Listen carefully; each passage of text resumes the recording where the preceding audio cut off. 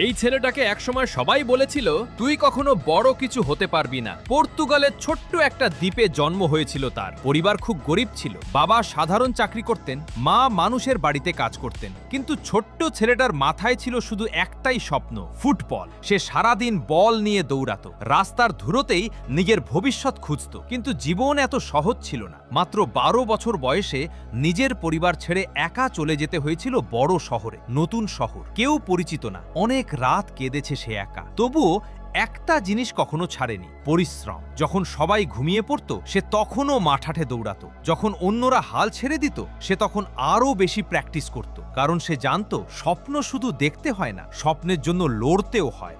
আর ধীরে ধীরে সেই ছোট্ট গরিব ছেলেটাই হয়ে উঠল বিশ্বের সবচেয়ে ভয়ঙ্কর ফুটবলারদের একজন। স্টেডিয়াম কাঁপত তার নামে, পৃথিবী অপেক্ষা করত তার এক গোল দেখার জন্য। আর সেই ছেলেটার নাম হলো ক্রিশ্চিয়ানো রোনালদো।